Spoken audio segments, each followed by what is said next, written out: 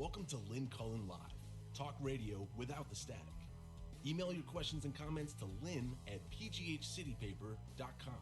And now your host, Lynn Cullen. Yeah, Lynn Cullen, who went to bed too late and woke up way too early. I can't stop yawning.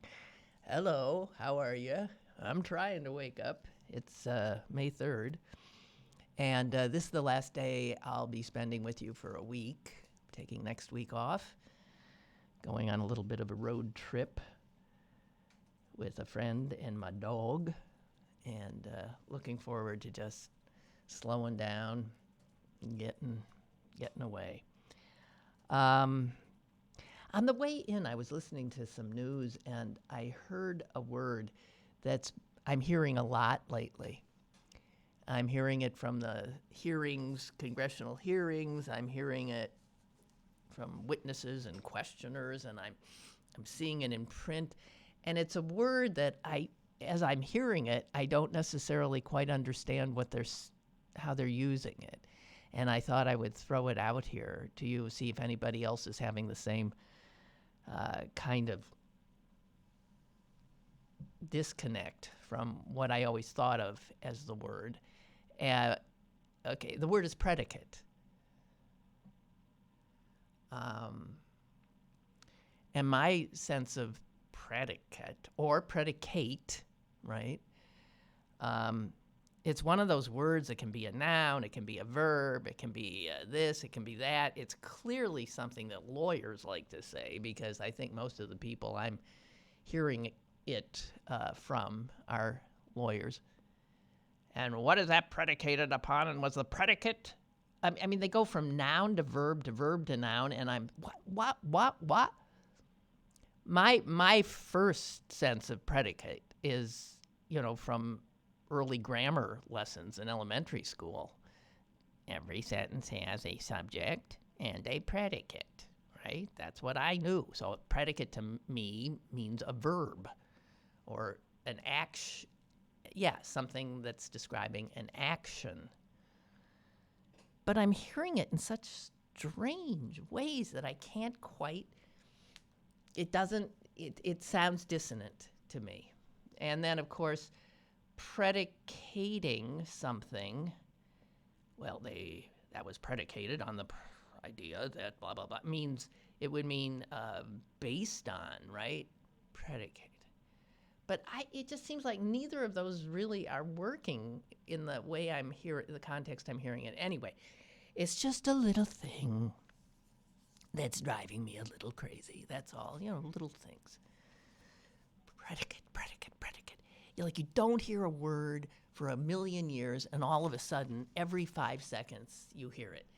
The other word that drives me totally insane, and I'm sure I've said this before because this has been driving me crazy for years, is curate.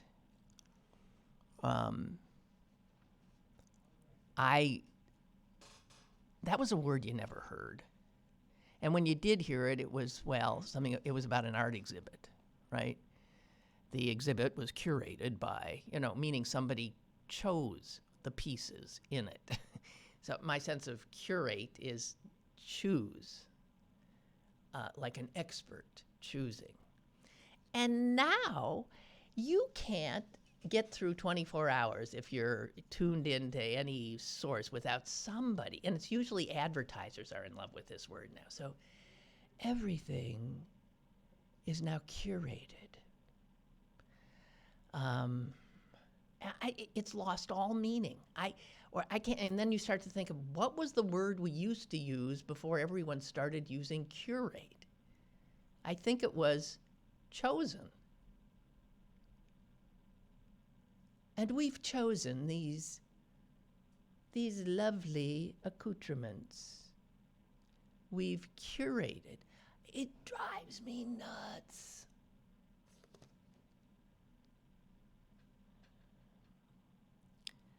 Anyway. Okay. Who's the first person who can use the words predicate and curate in the same sentence, huh?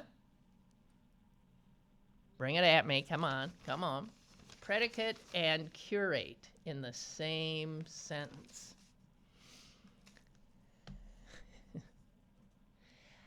I am hoping not to talk much at all today about you know who and you know what and all that stuff, even if it's my last shot for a week, because you know what? As I said, we damn well better pace ourselves, because this is going to be an unbearably long slog. I was just reading about Congress's subpoena powers. That's what I want to say. I think the upshot of all this stuff I was reading could have been stated simply as, yeah, the Congress has subpoena powers, and guess what? The executive branch can pretty much thumb their nose. They have no enforcement power. Or at least they haven't for almost 100 years. It hasn't been used. They don't have a jail. So the fact is this subpoenaing stuff, and the White House and the Justice Department and the Treasury Department and all the other departments refusing to cooperate with the legislative branch's attempt to perform their constitutional duties. And it's quite clear that stonewalling on the part of the executive branch is a successful maneuver. It can, first of all, delay things for even years, throwing things into the courts. You know, you thought you had this system of checks and balances, and it turns out the executive branch has really glommed onto a lot of power in the last century, I think. And we think that's dandy if, one of our guys is in the White House. And we see the definite downside when one of our guys is not. So I don't know what to say, but the subpoena and holding Barr in contempt and all that kind of stuff, that's what I want to say. It won't move anything forward. Nothing. Nancy Pelosi can call him a crook. It doesn't matter.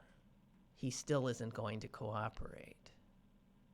And he's not going to go to jail. And yes, they may hold him in contempt, and he doesn't care, because the contempt goes both ways. When the Attorney General was Eric Holder in the Obama administration, Holder was found in contempt as Attorney General by a Republican Congress. And do you remember him going to jail or anything? Do you even remember he was held in contempt? Not particularly. Did it ruin his reputation? Nah, it's just another line in his bio.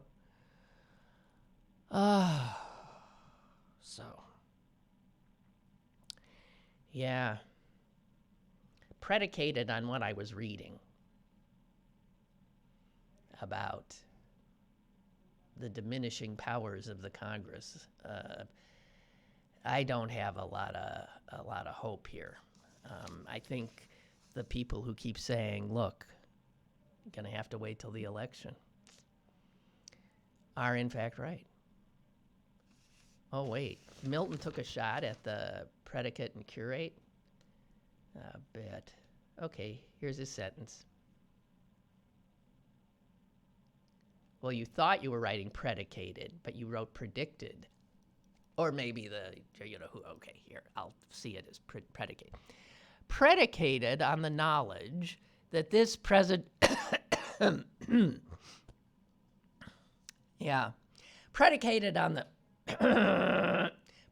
on the knowledge that this presidential maneuvering is going to be a long slog, I've curated a collection of films to watch on a rainy weekend so I don't have to tune into MSNBC. Yes, that's a very good sentence, Milton, and one I myself could say. Right, so there it is, predicated on, what I was saying, that this is going to be a long slog. I think it would be wise for all of us to curate some movies, books, anything to take our minds off things, and to not, obsess constantly over this, the diminishment of our nation. Thanks, Milton.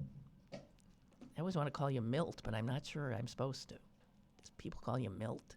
There are people who really do not like people abbreviating their names.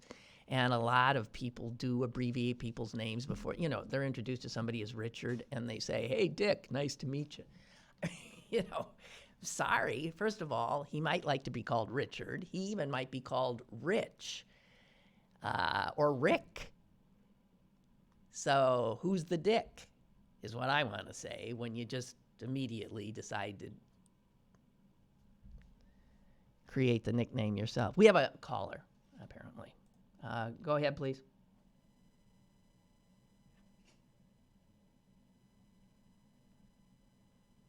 Hello?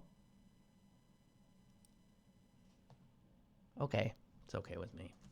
Anyway, I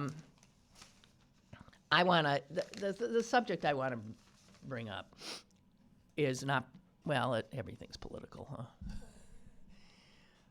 But it's a story that I think broke yesterday, and I didn't get around to it yesterday, and I'm glad because since then I've done more thinking about it, and oh man, you talk about a subject that's hard to get your head around, and that is truly complicated. It has to do with gender, and it has to do with the fact that the highest court, and I don't even, the caller's there again. Go ahead, please. Hello? Hello. Hello? Hello. Hello? Okay, no work. You're not hearing me. Anyway, back to my program. So it has to do with the fact that the highest international court that governs sports, and I didn't even know of this hierarchy, but there is a court, and it oversees major competitions, the Olympics, and a lot of other stuff. And it handed down a ruling that was a long time coming, 3-judge panel. The ruling was 2-1. And the precipitating, there wasn't a precipitating event so much as the precipitating person that this case was about was not somebody who was cheating, was not somebody who was doping, was not somebody who had an athlete who had done anything wrong. The athlete is a South African runner named Caster Semenya, and she has won 2 Olympic medals, golds, in the 800 meters. And she identifies as a woman, but she has high levels of naturally occurring, she ain't doping, she has high levels of testosterone, naturally occurring testosterone. Now, we all have different testosterone. Yes, women have testosterone. The normal levels of testosterone in women it is in a certain range. Men's normal is like up here, obviously more of it. But there are people who don't quite fit so comfortably. And she is one. These people are sometimes called intersex people. Castor identifies as a woman, and she runs against women, and she often beats women. And the court had to decide whether her increased testosterone gives her an unfair advantage over other women. And they decided, the court did, that in fact it did. And so they said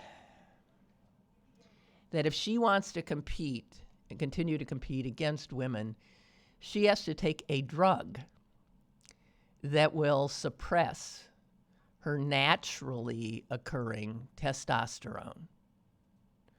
And it will have to be depressed to a certain level for a good 6 months before any race she runs, or she can't run against other women.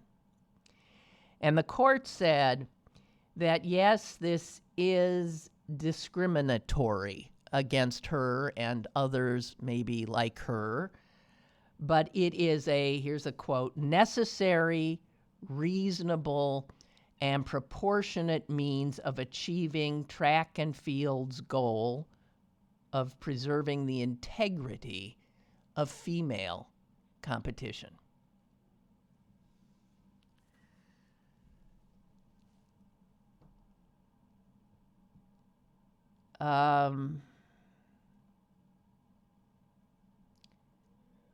The arguments go something like this. Look, that little additional, not even little, she's got quite a bit more testosterone. Those elevated, naturally occurring testosterone levels that this woman has gives her an unfair advantage because testosterone builds muscle and strength and oxygen carrying capacity. So they're saying she just physically, because of this testosterone, is going to have an unfair advantage over women who do not have such elevated testosterone levels.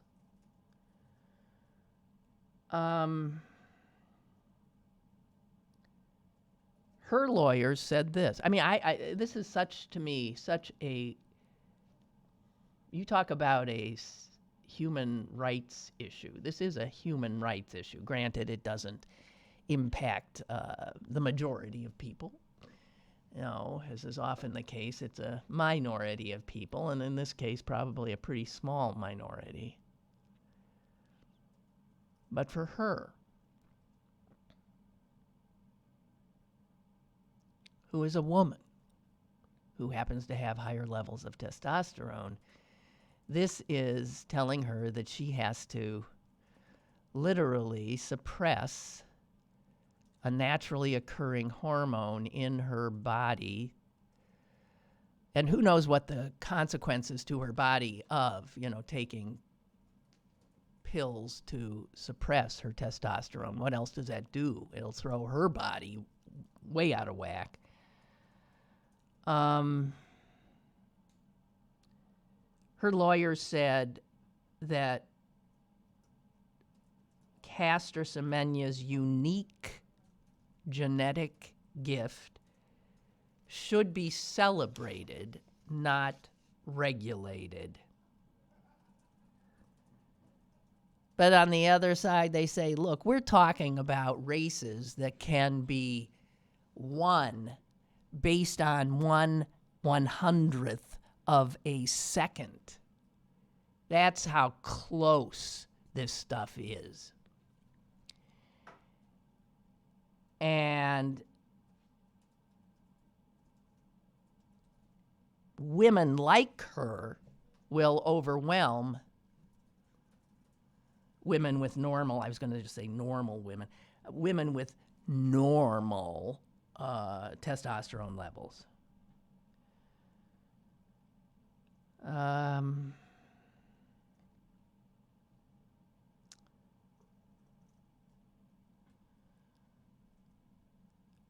There's a lot of people coming down on both sides of this. It turns out that in the Olympics held in Rio in 2016, Caster Semenya won the 800 meters.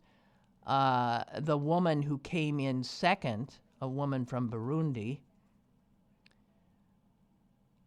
also, it turns out, has naturally elevated testosterone levels. The World Medical Association has called on doctors not to implement this rule.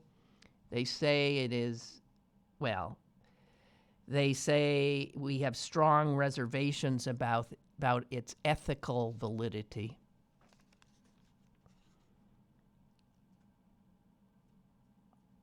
But here's the thing. Every runner in a race comes with a unique set of skills, talents, experience, any of which can give them an edge or hinder them. I'm thinking about what gives a athlete an edge. Maybe the fact that they've had really years of really good nutrition, or let's say had access to the most extraordinary coaching or training facilities. Do we tell athletes from poorer nations that don't have access to all the bells and whistles that athletes from developed nations have that they are obviously being discriminated against? Do we tell athletes from rich nations that they'll have to not have their nice coaching and their facility? Do you know what I'm saying here is, for some reason, it's this one thing that provides a difference that has gotten the attention. And I read today something that really blew me away about this and put me more in her on her side, which I see both sides.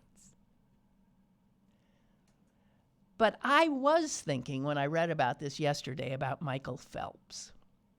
Do you remember every time they would talk about Phelps, they would talk about how he's sort of a freak, how his arms are just like ridiculously long. His wingspan, I guess they say. He also has, maybe you didn't know, he has ankle bones that he's double jointed in his ankles, which means that his kick is different and more effective. So what do we, and also here's something chemical that happens in his body. He has been tested a lot, and his body, for some reason, produces half the lactic acid of a typical athlete. And since lactic acid is not something you want if you're running a race because it causes fatigue, and he doesn't produce as much as the normal person does, should he have to take pills that make him have more lactic acid? Because otherwise he has a number of biological advantages. And just to throw this at you, so Michael Phelps is looked at as a wondrous marvel. Nobody suggested that he have surgery to lock up his double-jointed ankles or take medication to boost his lactic levels. But Semenya?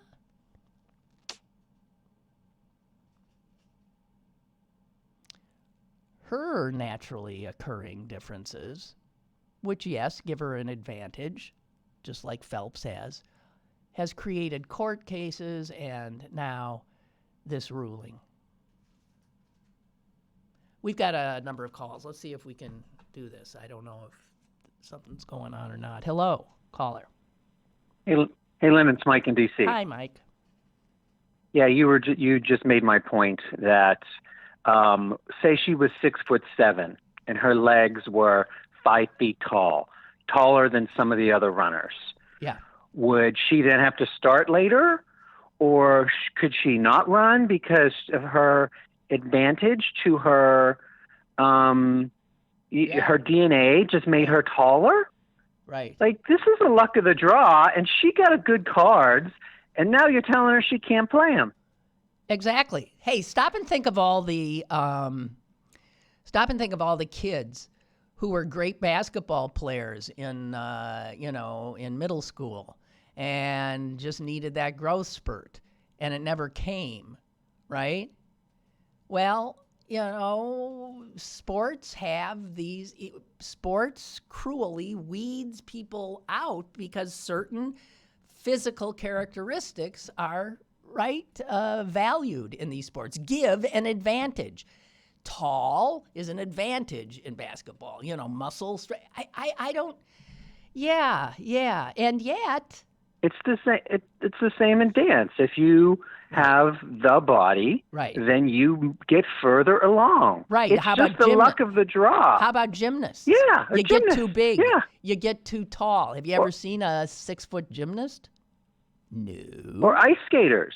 They're really good at 13 and they hit a growth spurt and they can no longer do it. It's just the luck of the draw, and this has to be transphobia. And I bet that they're worried that men, in quotation marks, are going to take over their sport and it's not going to be fair to women. Well, they're worried that, real women will not be able to compete with these, creatures that aren't quite women, I guess. Right. And or as one person put it, Phelps is treated like a marvel and Caster Semenya is treated like a mutant. Right. She's a freak. She's a freak. Yeah, and because of her genetic makeup, her DNA gave her probably the only place in the world where having more testosterone running through your system than the average female is going to come in handy. Yeah, right. They're telling her now, oh, psych, no, not at all. Does she have any recourse? Does the article say if she has any recourse? She can appeal to some court in, I forget what country, but the Supreme Court in Switzerland, but only on very narrow grounds. So, no, she's... I don't know what she's going to do. It's sad for her. It's really sad. And I guess I also heard that the person who finished second to her in Rio would also then have to do this. Who knows how many women, international athletes have higher testosterone levels. I bet maybe quite a few do. So science is going to determine what a real woman is, and you must have this amount of estrogen and this amount of testosterone in order to be able to be a real woman in sports. Is that it? I guess. Do I have that right? I guess. I just, I don't know. So and I'm sure it's because of people going through transitioning from male to female. I have no doubt that's what it's about. Yeah. And they're trying to set up a parameter so that if a guy a person born as a boy transitions to a girl, and then she runs, but she still has more testosterone, Right. then it's not fair. I'm sure that's the argument they're trying to fight, but they didn't pick a very good case to fight that argument. It seems to me I read something here about how it says transgender. Okay, this ruling is being watched closely by transgender athletes and officials of the International Olympic Committee as they prepare to set guidelines for participants in the 2020 Olympics. It says here, transgender athletes are no longer required to undergo reassignment surgery to participate in the Olympics. Those transitioning from female to male can compete without restriction. Of course not, because it doesn't give you an advantage. Right? If a woman is competing with men, just to use the binary term, it doesn't give you an advantage. So of course they can. And wait, it goes on. Athletes transitioning from male to female must declare that their gender identity is female and cannot rescind that declaration for a minimum of 4 years. The athletes must also suppress their testosterone levels for a year before becoming eligible for the Olympics. Wow. Well, and it's not like Russians have cheated with the whole doping scheme before. No, that never happened. You know what I mean? Yeah, no, it's not like it's clear. Any of that is clear cut. When you see a Russian gymnast come out who looks like, a 20-year-old boy, I understand that they have a struggle here, but again, I think this is the wrong case. This poor woman, I feel sorry for her. Wow. Poor thing. So unfair. Yeah. Thank you. Appreciate the call. Okay. Bye. Talk to you later. Thank you. Bye. And Roger writes, men have significantly different levels of testosterone. That's just the way it is. One of many things that separate average athletes from the top tier. Rules shouldn't be altered for women. It's just the way it is. Should Michael Jordan have played from his knees with one arm tied behind his back? Along with his work ethic, genetically speaking, he is a freak of nature too. Let her play. Leave her body alone. Oh, we got more callers. Okay. Next. Hello. Hello. Hi. Hey, this is Kurt from Swissvale. Hi, Kurt. Hey, this story has me thinking I have to reread the story Harrison Bergeron. It was a Kurt Vonnegut short story from the 60s. And it was a dystopian future kind of thing. In this case, Big Brother took the form of the handicapper general, because at some point, it was something like the 236th Amendment to the Constitution, the courts had decided that all men are created equal, and if they're not, we have to disadvantage them so that no one feels inferior. There you go. And it became... And there was a handicapper general in charge of making sure that no one made you feel inferior. And you know what? That doesn't even sound far-fetched to us anymore. No, well, especially with this thing going on. I mean, they would put headphones on smart people and put, Saxophone on people who were agile. And if you were too good-looking, you had to wear a mask. And the whole thing came through. And Harrison Bergeron was a rebel against that. And, of course, he went on national TV with a ballerina and they shot him. But I got to read that one. So that was what it was making me think of. It's like, oh, here we go. Handicapper General's right around the corner. That's it? God. Yeah. Well, that's wonderful. Thank you for that. All right. All right. Bye. Oh, wow. Kurt Vonnegut. Hey, caller, are you there? We got somebody else here? Hello? Hello? Okay. It's okay.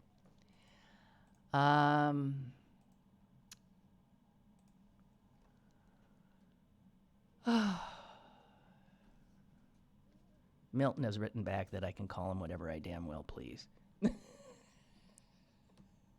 He said you can call me melatonin if you want.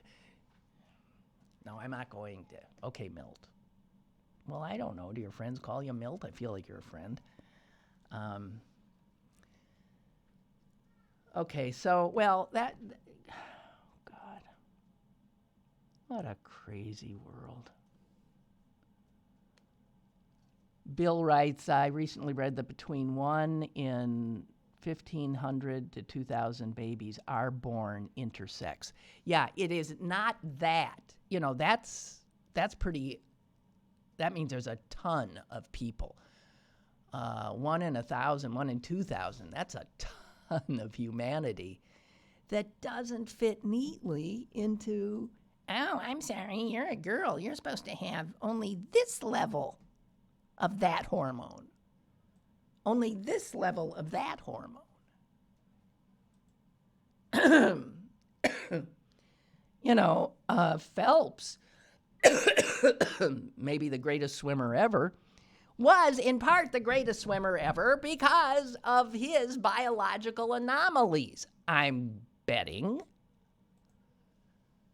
his ankle bones and his like unbelievable. I mean,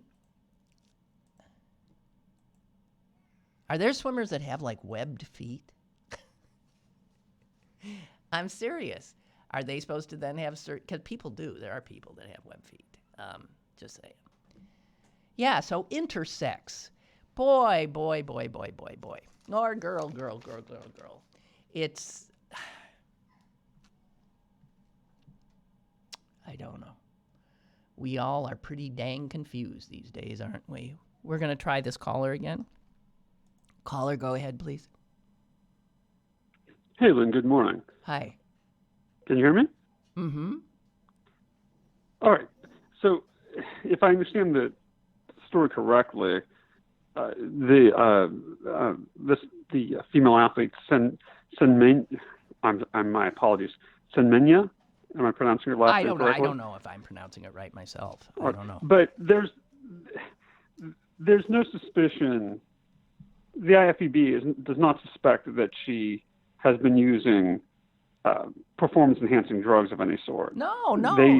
She's coming as God made her, and that's what she says. This is how God created me. What am I supposed to do? So, I'm given that, I'm simply absolutely floored by their ruling, which I think borders on the grotesque, that she has to take,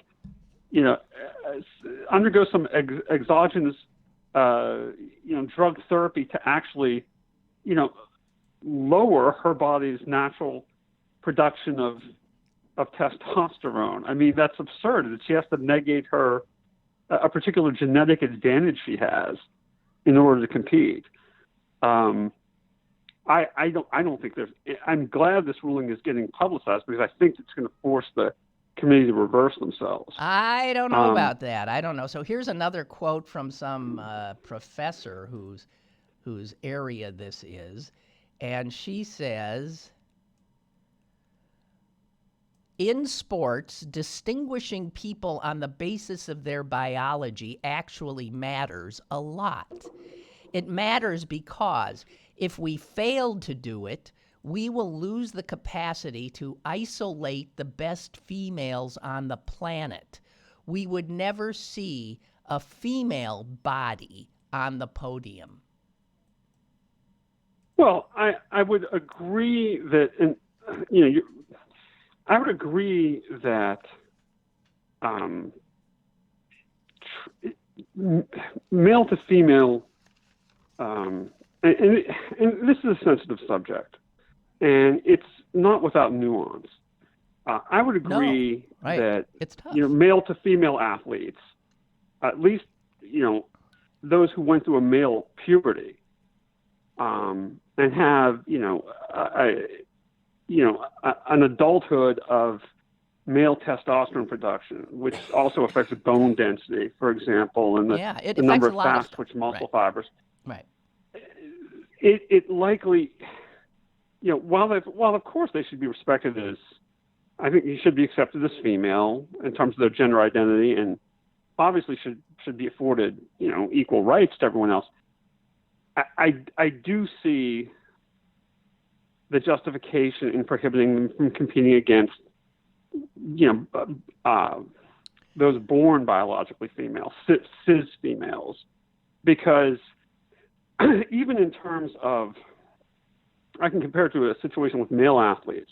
Studies have shown repeatedly that, male athletes who take certain performance-enhancing drugs, such as anabolic steroids, even years after they stop, they have higher bone density. They have more what are called androgen receptors, which means that essentially sites on their muscle cells that testosterone can bind to, which means they can rebuild muscle more quickly. They have, on average, better reflexes because, again, it affects the type of muscle fibers they have. So it likely is unfair for a male athlete who went through a puberty and then transitioned to female to compete against those born biologically female. But in this case, we're simply talking about a woman with, unusually high testosterone production and all that entails. I mean, how would that be different? As you stated, so, do all runners have to be the same height? I imagine long-legged runners have an advantage over short-legged runners. So what this does is it's the slippery slope, right? Because every runner, in the block before they take off, comes with different experience, different biology, different. I don't know. I mean, and if that's the case, I mean, what are we going to ban? I mean, Kenyans dominate in marathons for a reason, because both of their genetic heritage, and also because they grow up training under high altitude, low oxygen conditions. Right. Well, should they be banned? They have genetic advantages. They have environmental advantages. Mm-hmm. It's absurd. I agree. Well, I'm glad we all agree on this one. Thank you. Thank you. I appreciate it. Have a good day. Yeah, you too. Hey, that poor woman. When she first showed up in international competition and won, all hell broke loose because people started saying, that's not even a woman. That's not a woman. And she was subjected to what were called sex tests. The South African government went berserk. I feel for her. I really feel for her. Okay, I want to move on to a few other quickies before I'm going to shut up for a week. I'm going to shut up for a week. I can't wait. Oh, I love that Kurt Vonnegut story thing. There it is. I mean, there it is. That's where we're heading.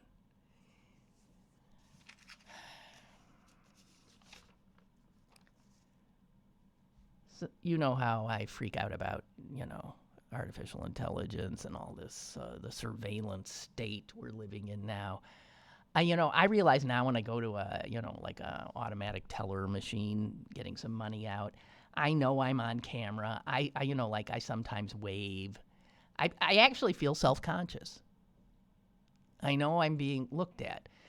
I was walking my dog yesterday, and I walked by a house that said, this house is what was the name of the thing? It's one of those houses that has it's not a Ring doorbell, it's another one.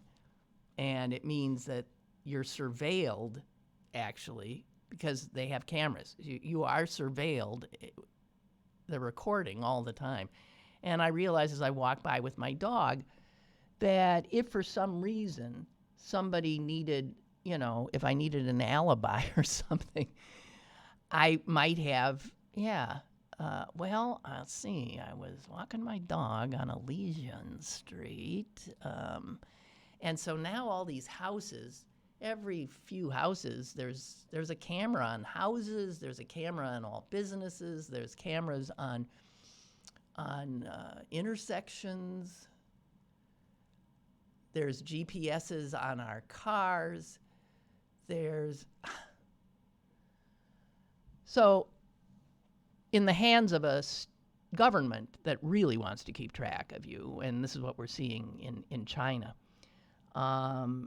you will be monitored. Your movements, every single day, someone, if they're intending to or interested, will be able to build a picture of your day. Now, the people who always used to say, well, I don't care, the only people who have to worry about that are people who are like criminals. I'm not doing anything wrong.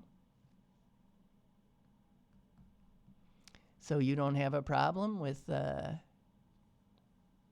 this data collection of every move you make? I do. I really do. Anyway, it's over. It's over. There's no turning back. You are on candid camera literally every minute of your life. And for those of you who have happily welcomed Siri and Alexa and all the others into your homes, they're watching you too. This is watching me, capable of watching me, right? This is nuts. Anyway, there was an article, page 2, Wall Street Journal the other day. I want to share a little of it. Here's the first sentence. It's time to stop worrying that robots will take your job and start worrying that they will decide who gets the job. So that is already happening, as it turns out. Weren't we talking to Mike in D.C. the other day?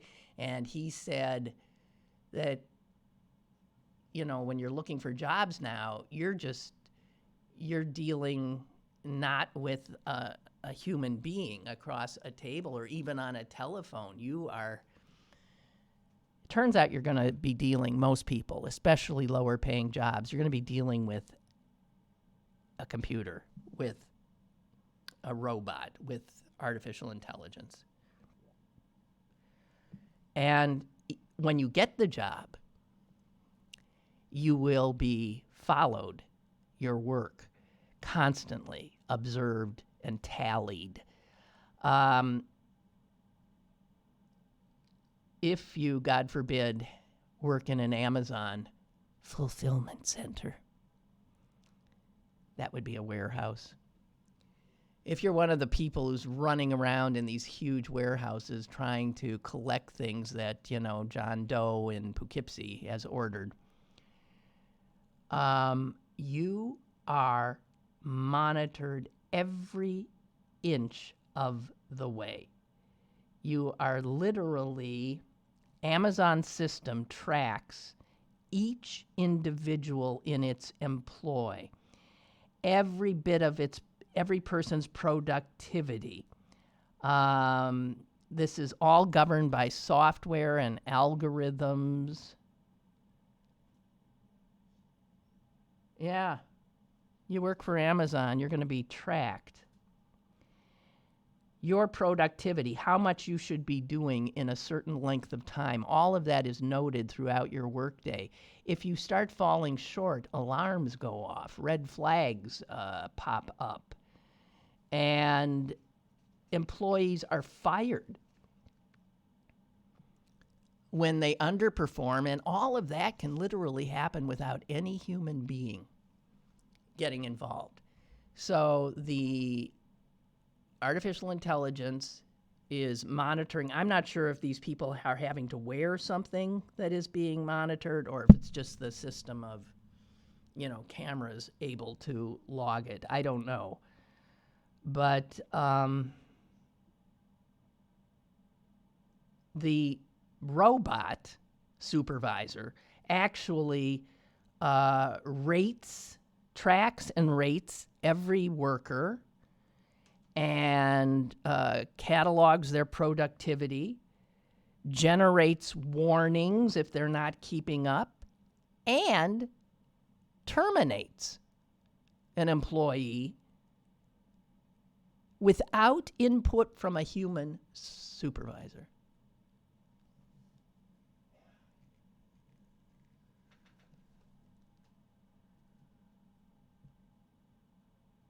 Guy writing in the Wall Street Journal says, perhaps it was only a matter of time before software was used to fire people.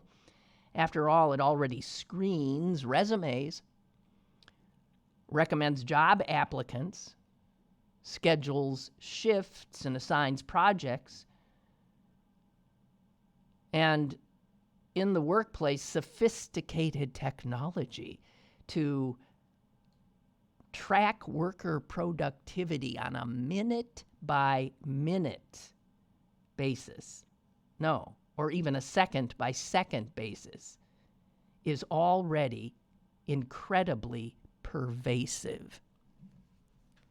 It's not like this is some idea that might be coming down the pike. It's here. The guy who says it's already pervasive is a business professor at UCLA. Says here, laundry services, industrial laundry services, track how many seconds a worker takes to press a laundered shirt. Onboard computers track truckers, their speed, their stops, tracks their gear changes and their engine revolutions per minute. Used to be a person wanted to be a trucker because they wanted to sort of be alone, out on the road, carrying goods here and there, part of the grand economy. And now they're sitting there being watched every second of the way. In grocery stores, if the cashier is scanning items a little too slowly, that can be noted as well and cost them a job. In all of these cases, these systems share results in real time with the employee. And so that would add a level of stress, I would think, to doing a job. Wow. So we are, it always, this thing was headlined, workers, your robot overlords are here. Reminds me, of course, of that, my favorite utterance of my then very young child.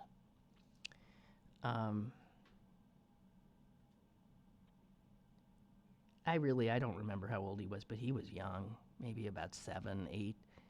And he turned to me and he said, I'm sorry, I'm going to tell this story again because it was so prescient. At the time I laughed, but I remembered it. Mom, he said, you're lucky. At least you won't have to live under robot overlords.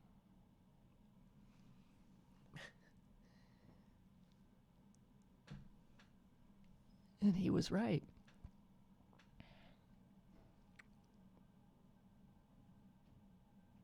I was looking at this cutest little kid yesterday. Couldn't have been more than 2. And running, trying to keep up with his mom.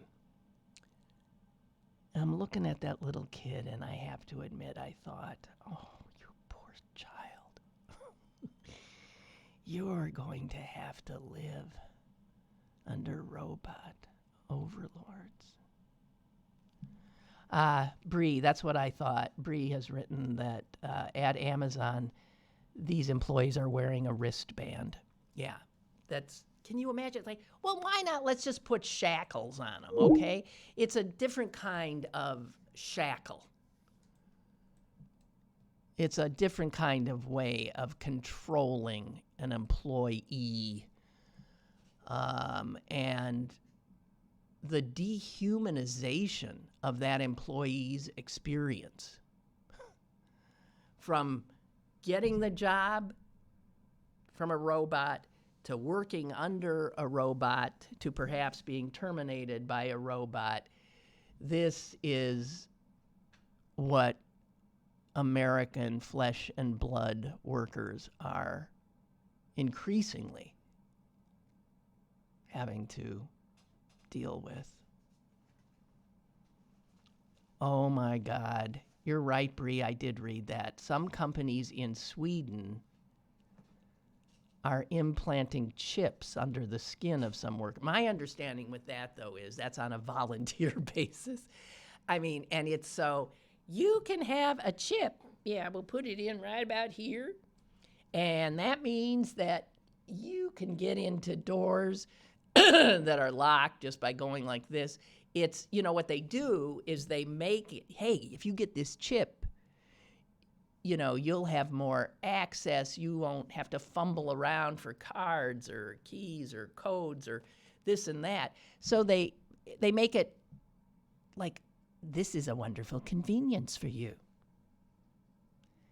But that chip will track when an employee arrives, you will not have to punch a time clock. No, just let us stick this little thing. I mean, you did it to your dog, didn't you? What's the problem? Right? Oh my God. So, that's it. We're all here.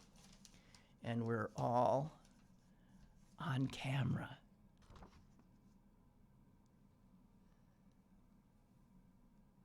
Scary. Well, I'm thinking, what do I have here? I've got, that's too depressing. I don't want to end on that. I don't want to end on that. I do not want to end on that. No.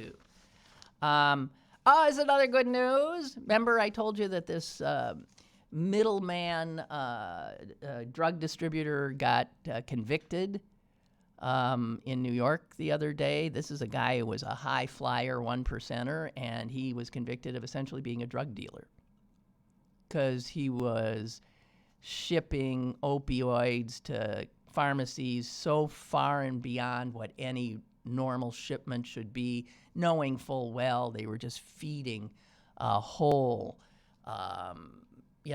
epidemic, essentially. And here, on the heels of that, which happened last week, I believe, here's another headline today. A federal jury on Thursday found the top executives of Insys Therapeutics, that's a company that sold a fentanyl painkiller. They found these top executives, one of whom is a billionaire. He was found guilty of racketeering charges in a rare criminal prosecution that blamed the corporate officials, not the low-level little guy on the street. No, they went right to the executive suites, and they blamed corporate officials for contributing to the nation's opioid epidemic. So here comes some other big fish going to go to jail. The jury deliberated for 15 days and issued guilty verdicts against the company's founder, the billionaire, and 4 former executives. They found that they had conspired to up the sales of this potent and deadly drug, and they did it by bribing doctors, bribing them to prescribe their product. They did it also by misleading insurers about patients' need for their drug. We got a new image of a drug dealer now. They're billionaires. They got private jets. They sit in corporate office suites. And finally, they're being taken down. Would that this spread out to other areas of the economy, really, and hold these people at the top who are stealing and lying and bribing to continue to feather their already overly feathered nests. It'll be great to see them taken down. And maybe we've just seen the start. I don't know. Okay, guys, that's it for me. I'll see you a week from Monday. I'll be back. Okay.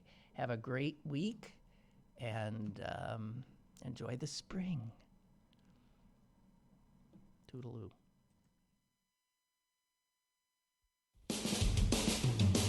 Lynn Cullen Live, Monday through Friday from 10 a.m. to 11 a.m. and archived at pghcitypaper.com.